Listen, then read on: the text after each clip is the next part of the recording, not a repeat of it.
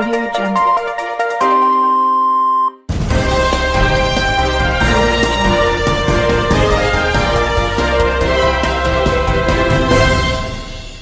నమస్కారం RK communication city news కి స్వాగతం.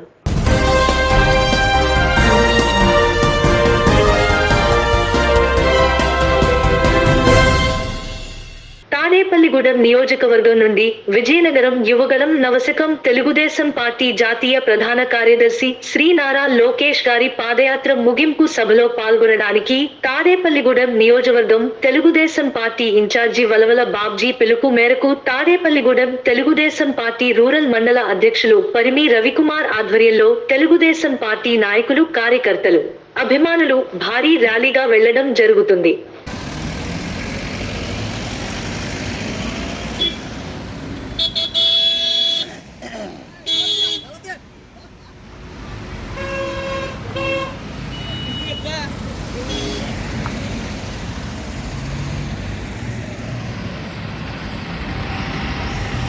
యువగలం ముగింపు కార్యక్రమానికి తాడేపల్లిగూడెం నియోజకవర్గ ఇన్ఛార్జ్ బాబ్జీ గారి ఆధ్వర్యంలో సుమారు 100 కార్లతోటి ముగింపు సభకు వెళ్ళడం జరిగింది. రాత్రి నుంచి కూడా కొంతమంది వెళ్ళిపోవడం జరిగింది.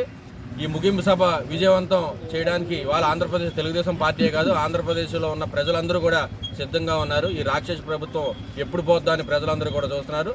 ఆయన యువగాలకు కూడా మంచి స్పందన వచ్చి నాయకుడు మంచి స్పందనగా ప్రతి విలేజ్ ప్రతి నియోజకవర్గం తిరిగి చక్కగా ఈరోజు యువగాలం కంప్లీట్ చేసుకోవడం జరిగింది. ఈ యువగాలానికి ఇచ్చేస్తున్న తాడేపల్లిగూడెం రూరల్ మండలం అదేవిధంగా నియోజకవర్గం ప్రజలందరికీ కూడా మీరు బయలుదేరిన తర్వాత ట్రాఫిక్లో అవి జాగ్రత్తగా చూసుకుని అందరూ క్షేమంగా వెనక్కి రావాలని మీ అందరికీ కూడా మా శుభాకాంక్షలు తెలియజేస్తూ బాబ్జీ గారి తరఫున ఈ యువగాలం సక్సెస్ చేసిన దానికి వచ్చిన దానికి అందరూ కూడా ఈ రోజు అందరూ కూడా సొంత వెహికల్స్ పెట్టుకుని రావడం జరిగింది. 307 కిలోమీటర్ల ఇక్కడి నుంచి మనకి యువగాలం సొంత వెహికల్తో పెట్టుకుని రావడం ఇదంతా కూడా చాలా గర్వకారణం. ఎందుకనంటే సుమారుగా ఒక 10,000 ఖర్చు అవుతుంది ఇవాళ ఒక్కొక్క కారుకి. ఇంత ఖర్చు పెట్టుకుని వస్తున్న కార్యకర్తలందరికీ కూడా బాబ్జీ గారి తరఫున కృతజ్ఞతలు తెలియజేస్తూ సెలవు తీసుకుంటాం. నువ్వు వీడియో తీసుకు మరి ఎంతో పెద్ద ఎత్తున యువగాళం సభకు తాడేపల్లిగూడెం రూరల్ మండలం నుంచి తాడేపల్లిగూడెం నియోజకవర్గ ఇన్ఛార్జ్ వలవల బాబ్జీ గారి ఆధ్వర్యంలో మరి భారీ ఎత్తున మరి కార్ల ర్యాలీతోటి ఈరోజు బయలుదేరడం జరిగింది. మరి ఈ యొక్క దుర్మార్గ ప్రభుత్వం ఎన్ని అడ్డంకులు సృష్టించినా సరే ప్రతి ఒక్కరు కార్యకర్త కూడా మరి మేము వస్తాం, అవసరమైతే మా సొంత కార్లు వేసుకుని మరి బయలుదేరడం జరిగింది. ఈ ప్రభుత్వం ఎన్ని అడ్డంకులు సృష్టించినా ఈరోజు సభను 100% విజయవంతం చేస్తామని చెప్పేసి ఈ సందర్భంగా తెలియజేసుకుంటూ అవకాశం ఇచ్చిన పెద్దలకు ధన్యవాదాలు తెలియజేసుకుంటాం. తెలంగాణ మాదిరిగా అంగన్వాడీలకు న్యాయం చేస్తామని కాంగ్రెస్ పార్టీ జిల్లా అధ్యక్షుడు మార్నేడి బాబ్జీ భరోసానిచ్చారు. అంగన్వాడీ కార్యకర్తలు బుధవారం తాడేపల్లిగూడెం తహసీల్దార్ కార్యాలయ ఆవరణలో వంటవార్పు కార్యక్రమం నిర్వహించారు. ఈ సందర్భంగా అంగన్వాడీల సమ్మెకు బాబ్జీ మద్దతు తెలియజేశారు. అంగన్వాడీ ప్రాజెక్ట్ అధ్యక్షురాలు దీన స్వరూప రాణి, కాంగ్రెస్ నాయకుడు బి శ్రీనివాస్, అంగన్వాడీ కార్యకర్తలు పాల్గొన్నారు.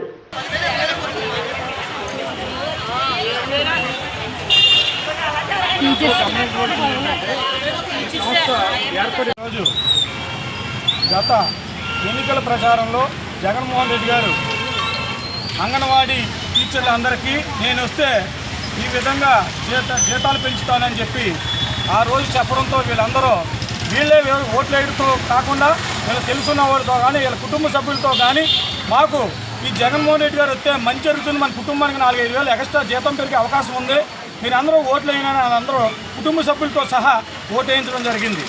ఈవేళ అంటే ప్రజల్లో పదవి రానప్పుడు ముఖ్యమంత్రి అవునప్పుడు రోడ్లెట్టి అయ్యా బాబు అక్క తమ్ముడు అన్న తమ్ముడు అని ముద్దులెట్టుకుని తిరిగిన ముఖ్యమంత్రి జగన్మోహన్ రెడ్డి గారు మరి ఈరోజు ముఖ్యమంత్రి అయిన తర్వాత ప్రజల్లోకి ఎందుకు రాలేకపోయాడు? నేను అది చేస్తాను మీకు ఇది చేస్తానని చెప్పే సత్తా ఉన్నవాడు. అంటే ముఖ్యమంత్రి పదవి అంటే ప్యాలెస్లో కూర్చుని బటన్ నొక్కడం కాదు. ముఖ్యమంత్రి పదవి అంటే అది ఒక లైసెన్స్. ప్రజల్లోకి వెళ్ళి ప్రజలకి న్యాయం చేయడానికి కానీ అన్యాయం జరుగుతున్న ప్రజలకి తరపున నిలబడడానికి కానీ అవకాశం ప్రజలు ఇచ్చిన లైసెన్స్ ముఖ్యమంత్రి పదవి అంటే. అంతేగాని ప్యాలెస్లో కూర్చుని నాకు నచ్చినట్టు పరిపాలిస్తాను, నాకు నచ్చినట్టు చేస్తాను, నాకు నచ్చినట్టే ఉంటానని చెప్పే పరిస్థితి ఈ రాజ్యాంగంలో ఎక్కడా కూడా రాసి లేదు.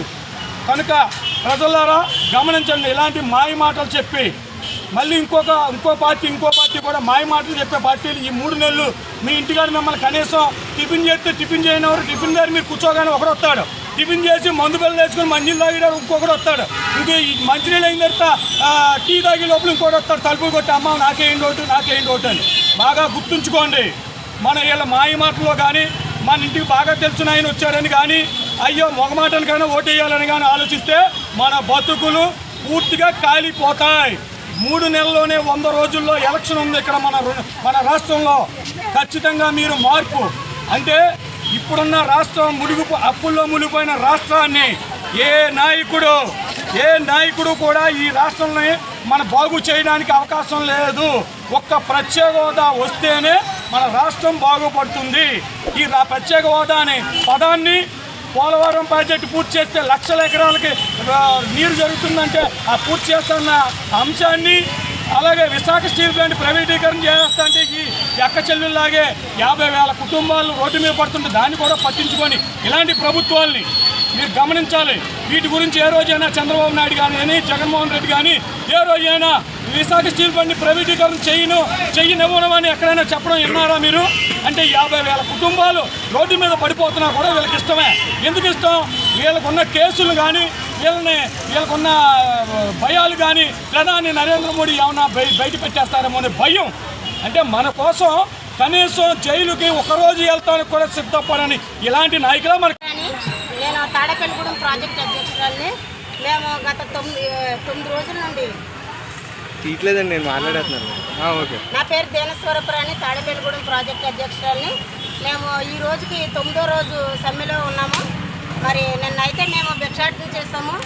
మరి వాటితోటి మేము ఈరోజు వంట వార్పు కార్యక్రమం అనేది ఎంఆర్ఓ ఆఫీస్ దగ్గర మేము పెట్టుకొని ఈరోజు వంట వార్పు కార్యక్రమాన్ని చేస్తున్నాము. మరి ఇన్ని రోజుల నుండి మేము వీధెక్కి మరి అయ్యా బాబు అనేసి మేము బ్రతిమలాడుకుంటున్నా కానీ మరి ప్రభుత్వం చిన్నచూపు చూస్తున్న అంగన్వాడీలు అంటేనే ఆ చిన్నచూపుని విరమించుకొని మాకు కనీస వేతనం తెలంగాణలో ఇచ్చినట్టు ఇవ్వాలనేసి మరి మేము కోరుతున్నాము. మరి తెలంగాణలో గ్రాట్యుటీ అన్నీ కూడా అమల్లో ఉన్నాయి. అదేవిధంగా మాకు కూడా అమలు చేయాలనేసి మరి జగన్మోహన్ రెడ్డి గారిని మేము కోరుకుంటున్నాము. అయ్యా ఒక్కసారి మీరు మా యందు దయించి మా ఎంక చూడండి, మా కష్టాలు చూడండి, మేము పడే ఇబ్బందులు చూడండి. ఇక్కడ ఒంటరి మహిళలు ఉన్నారు, మీరు పోస్ట్ ఇచ్చింది ఒంటరి మహిళలకి. ఈరోజు ఒంటరి మహిళ బ్రతకాలి అని అంటే వాళ్ళ పిల్లల్ని పెంచుకోవాలంటే ఈ 11,500 తినడానికి సరిపోవు. వాళ్ళకి ఆరోగ్యశ్రీ కానీ కనీస సంక్షేమ పథకాలు కానీ ఏమీ అమలులో లేవు. దయచేసి మా యందు దయించి మా బాధను అర్థం చేసుకొని మాకు కడుపు నిండా కూడి పెడతారనేసి మేము ఆశిస్తున్నాము. మేము ఈరోజు తినక మరి రోడ్లెక్కి మిమ్మల్ని అర్థిస్తున్నాము. కాబట్టి ప్రభుత్వం మా యందు ఒక్క క్షణం ఆలోచించి మాకు న్యాయమైన డిమాండ్స్ని తీర్చుతారనేసి ఆశిస్తున్నాము. మరీ ముఖ్యంగా మాకు జీతం అయితే పెంచాలండి. మీరు ఆ జీతం పెంచుకోకుండా మీరు ఏ చేసినా కానీ మాకు తినటంగానే ఉంటుంది. కనీస వేతనం మాకు ఇవ్వాలి. తెలంగాణలో ఇచ్చిన దానికంటే అదనంగా 1000 రూపాయలు ఇస్తానని ఆ రోజు సెలవు ఇచ్చినప్పుడు మేమందరం మీ చుట్టూనే ఉన్నాము. ఇప్పుడు కూడా మీరు మమ్మల్ని ఒక్కసారి జ్ఞాపకం చేసుకొని తెలంగాణలో ఇచ్చిన దానికంటే అదనంగా 1000 రూపాయలు ఇస్తారని ఆశిస్తున్నాము.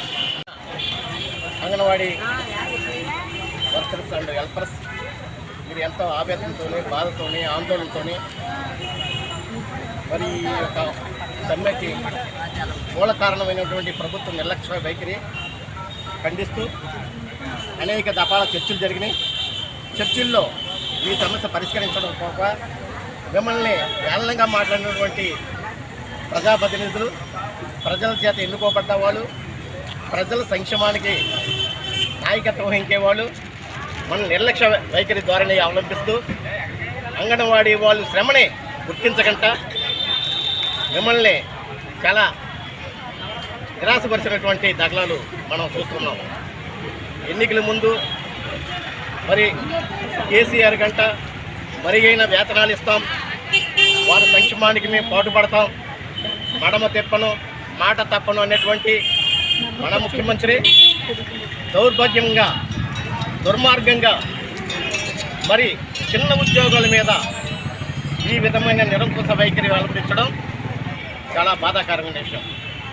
చర్చిల్లో కూడా మరి మంత్రివర్గులు ఈ మంత్రివర్యులు ఆలోచన ధోరణి కానీ వాళ్ళ వ్యవహారాలు కానీ సమస్య పరిష్కార దశగా పయనించకంట తూతు మంత్రంగా వ్యవహరిస్తూ బడ్జెట్లో డబ్బులు లేవనేటువంటి ఆశాస్పదమైనటువంటి వ్యాఖ్యలు అవలంబిస్తున్నారు. అంటే రాష్ట్ర బడ్జెట్ 3,50,000 కోట్ల రూపాయలు వస్తున్నాయి. వీళ్ళు ప్రజాప్రతినిధులు 3,50,000 రాక ఎమ్మెల్యేలు జీతాలు తీసుకుంటున్నారు. వాళ్ళు సేవకులు కాదు, పైపచ్చి వాళ్ళు పెన్షన్ తీసుకుంటున్నారు రిటైర్ అయిపోయిన తర్వాత. ప్రజల సొమ్ము. తాడేపల్లిగూడెం పట్టణం గణేష్ నగర్ లో వేంచేసి ఉన్న శ్రీ సిద్ధి వినాయకవల్లి దేవసేన సుబ్రహ్మణ్యేశ్వర సేవా సమితి ఆధ్వర్యంలో బుధవారం సుబ్బారాయుడికి పల్లకి కావడి ఉత్సవం నిర్వహించారు. సేవా సమితి అధ్యక్షుడు కళ్యాణ రామచంద్రరావు పర్యవేక్షణలో పట్టణ పురవీధుల్లో పల్లకి ఉత్సవం జరిగింది. ఈ సందర్భంగా ఆయన మాట్లాడుతూ పూర్వాచారాలను బతికించేందుకు కృషి చేస్తున్నట్లు తెలిపారు. ఆలయ కమిటీ సభ్యులు పాల్గొన్నారు.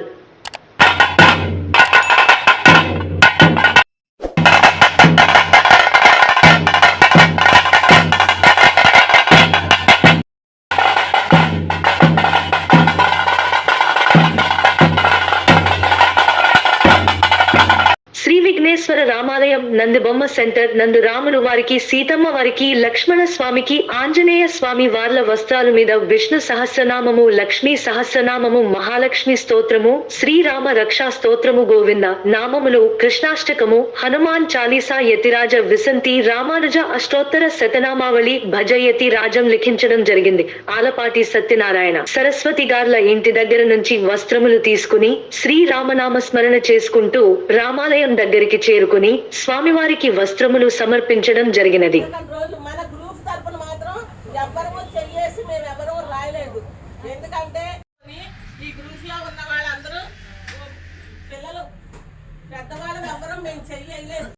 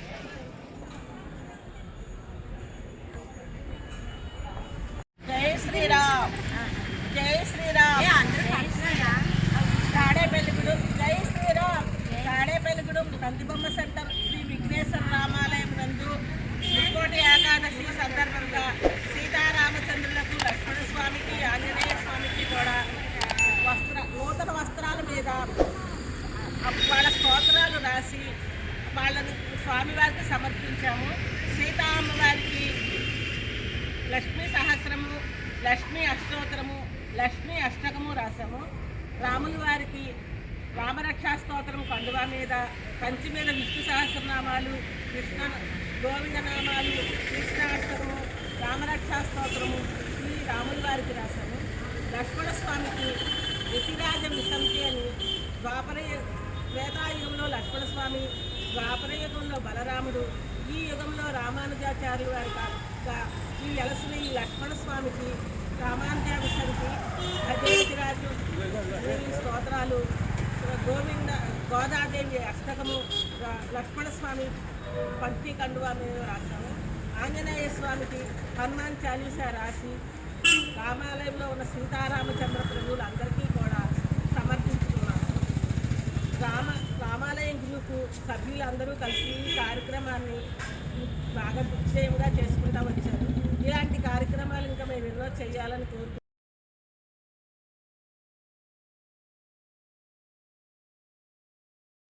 శ్రీ విఘ్నేశ్వర రామాలయం దగ్గర నందిగం సెంటర్లో వేయించేసిన శ్రీ సీతారామ లక్ష్మణ భక్తసద్గురు ఆంజనేయ స్వామి వారికి ముక్కోటి ఏకాదశి పునస్కరించుకుని మా రామాలయం గ్రూప్ సభ్యులందరూ కలిసి ఒక 12 మంది సభ్యులతో వాళ్ళందరికీ కూడా 22, 25 ఈ వయసు మధ్యలో వాళ్ళందరూ కూడా చక్క చిన్న పిల్లలు వాళ్ళందరూ కూడా రామరక్షా స్తోత్రాన్ని, లక్ష్మీ సహస్రాన్ని అలా అన్ని రకాలు కూడా చేసి తలకు స్నానం చేసి వచ్చి కొందరైతే ఉపవాసం ఉండి స్వామివారికి 11 రోజులు దీక్షగా చీరల మీద పంచెల మీద లిఖించారండి.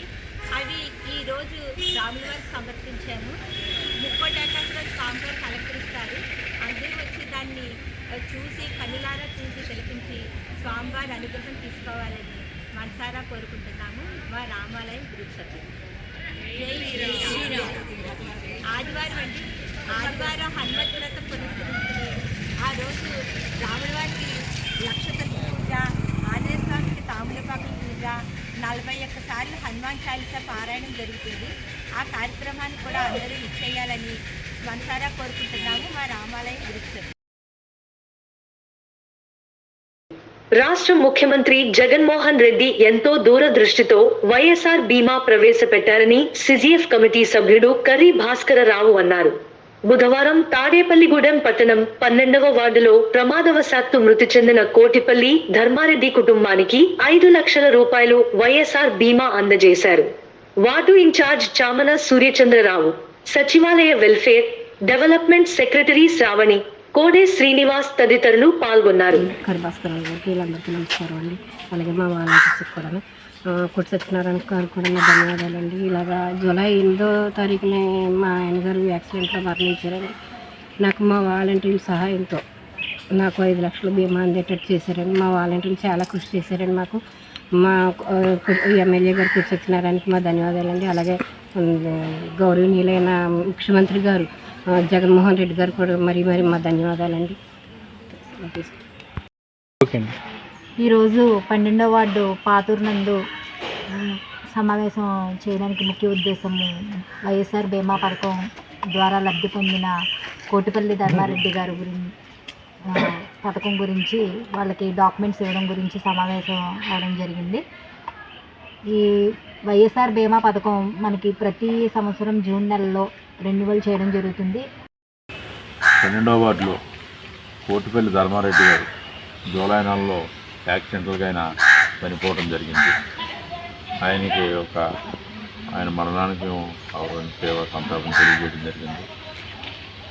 ఈవేళ ప్రీతమ ముఖ్యమంత్రి జగన్మోహన్ రెడ్డి గారు ప్రవేశపెట్టిన వైఎస్ఆర్ బీమా పథకం ఎంతో గుర్తింపు పొంది ప్రజలకు ఎంతో న్యాయం చేసేటటువంటి పథకం చేపట్టడం జరిగింది.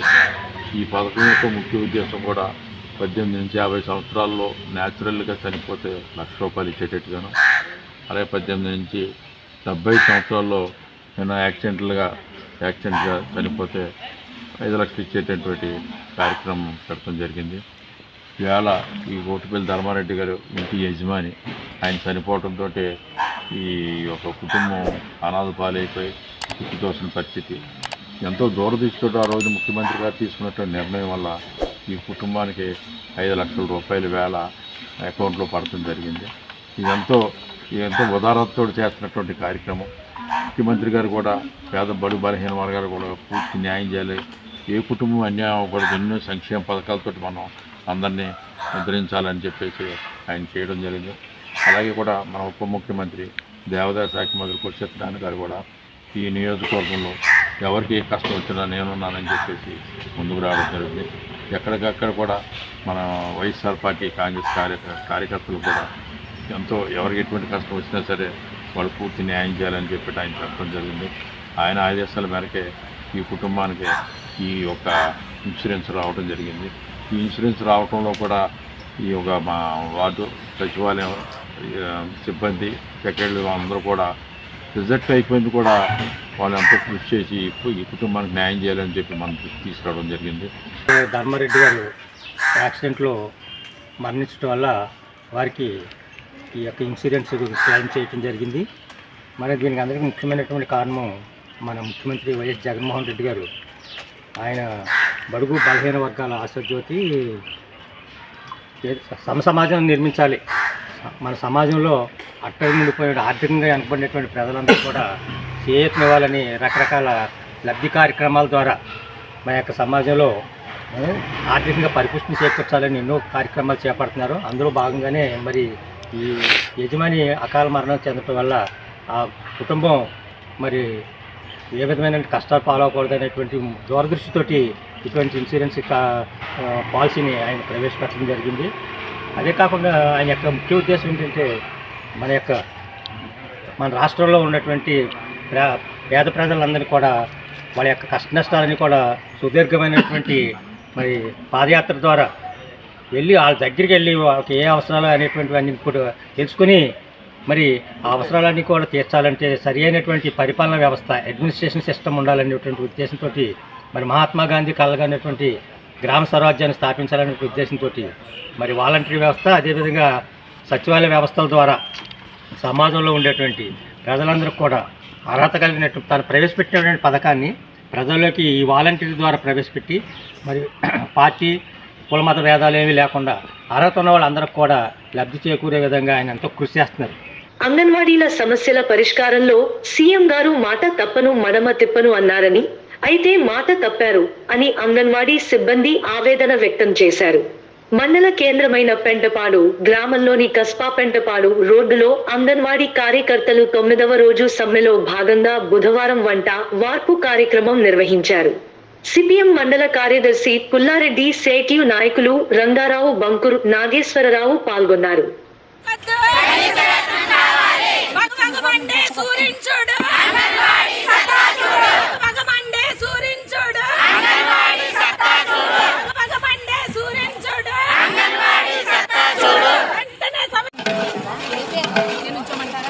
అటే నుంచోమనండి.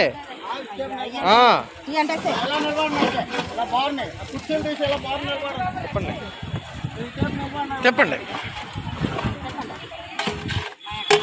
ఫోన్ చేసి వెళ్ళిపోమన్నారా? ఉండండి, నువ్వు చేసి ఫ్రాన్స్ ఇంట్లోనా? ఫ్రాన్స్ వండమని అంటున్నాను. ఇవాళ పెళ్ళి మా ఇంటికాడ ఏముందో, పెళ్ళికాడికి వెళ్ళాలి. పాలకూలు అంటాడు.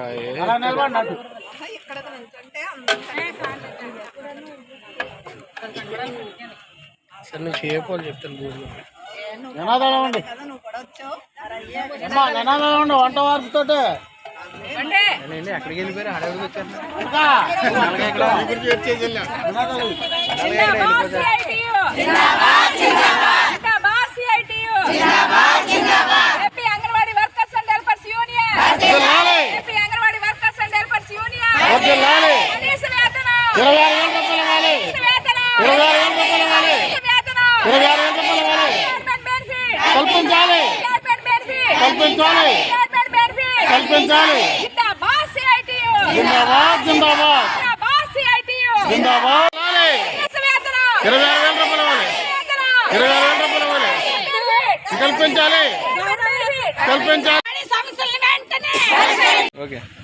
మరి ఈరోజు మరి గట్టిగండి వాయిస్ గట్టిగా వస్తే బాగుంటుంది.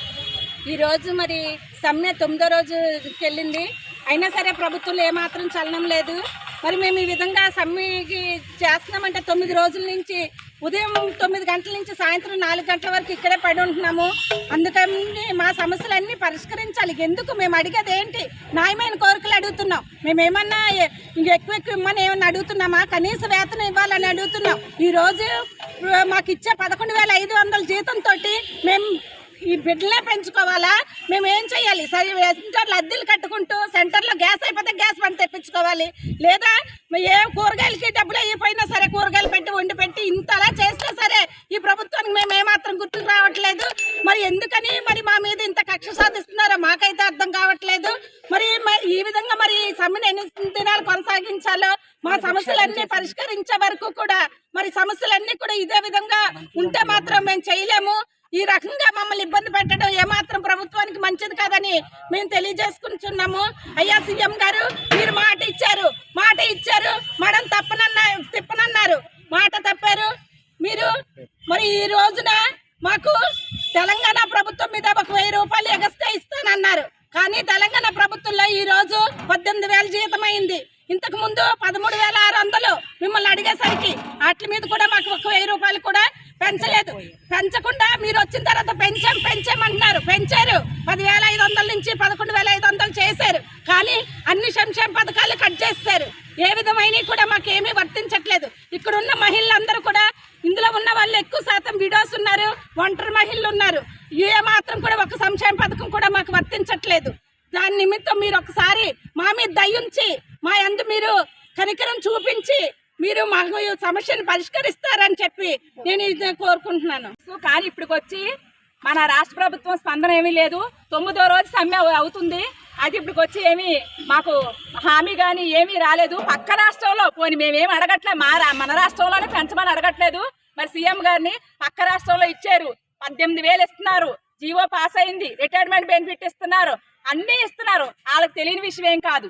ఇప్పుడు ఒక మనిషి బతకాలంటే, ఒక కుటుంబం బతకాలంటే సుప్రీంకోర్టు గతంలో తీర్పిచ్చింది 26,000 రూపాయలు కనీస వేతనం ఉంటే గానీ ఒక కుటుంబం బతకలేదు అని చెప్పారు. మరి అలాంటప్పుడు ఏంటి? మీకు తెలియదు ఏముంది? మీకు తెలుసు కదా, నిత్యావసర సరుకులు ధరలు రేట్లు పెరిగిపోయినాయి, గ్యాస్ బండ్ రేట్లు పెరిగిపోయినాయి, కరెంటు బిల్లులు పెరిగిపోయినాయి. పిల్లల్ని చదివించుకుంటామా? సెంటర్లకు పెట్టుబడులు పెడతామా? కనీసం పెండింగ్ బిల్లులు, బోల్డ్ బిల్లులు ఉండిపోయినాయండి. వాళ్ళు రెంట్లు వేయరు. ఆ రెంట్లు కూడా మేమే. ఆ డబ్బులు జీతం ఎప్పుడు పడుతుందా అని మేము ఎదురు చూడడం, ఆ ఇంటి యజమానికి ఇచ్చుకోవడం, కరెంటు బిల్లులు కట్టుకోవడం. ఇక మేము ఏం తింటాం, ఏముంటాం? ఒక్కసారి సీఎం గారు ఒక్కసారి గుర్తించండి, మమ్మల్ని మా కష్టాలను గుర్తించండి. ఇందులో 75% మంది ఒంటరి మహిళలు ఉన్నారు. అప్పుడు ఉద్యోగాలు ఇచ్చినప్పుడు కూడా అదే పరిస్థితి. ఒంటరి మహిళలని తెలిసే మాకు ఇచ్చారు, అదే ఇచ్చారు. ఇప్పుడు మాట నిలబెట్టుకోండి. మడం తెప్పను. సరే చెప్పండి.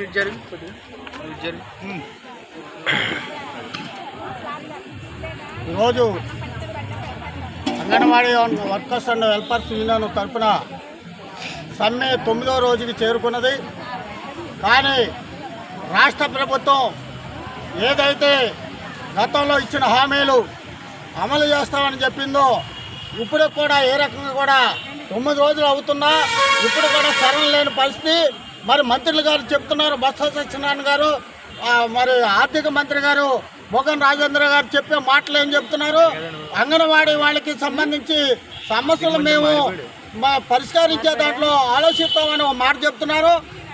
ఇంకో మాట చెప్తున్నారు. ఏం మాట చెప్తున్నారంటే, మరి అంగన్వాడీ సమస్యలు మేము చర్చిస్తున్నామని చెప్తున్నారు. కానీ 9 రోజులు అయినా సరే ఇప్పుడు కూడా ఏ రకంగా కూడా చర్చించే పరిస్థితి కూడా లేదు. అందుచేత అంగన్వాడీ వర్కర్స్ ఈ రోజున వాళ్ళకి ఇచ్చే జీతం 11,500 రూపాయల జీతానికి ఏ రకంగా జీవనోపాధి గడవాలి, వాళ్ళ కుటుంబాన్ని ఏ రకంగా పోషించుకోవాలి, చాలా ఇబ్బందులు పడే పరిస్థితి ఉంటుంది.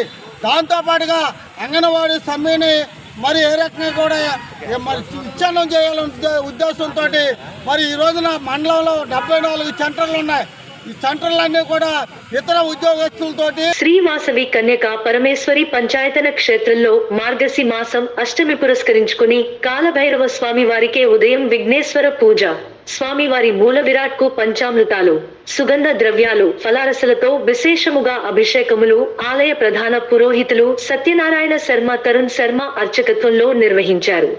ఈ కార్యక్రమంలో ఆర్యవైశ్య సంఘం ట్రెజరర్ నున్నబాల త్రిపుర సుందరరావు, ఆలయ సెక్రటరీ ఆలపాటి చిన్న దంపతులు, అధ్యక్షులు మన్నవల్లి నాగేంద్ర, పూర్వాధ్యక్షులు పేరూరు కాసయ్య, అనేక మంది భక్తులు పాల్గొన్నారు.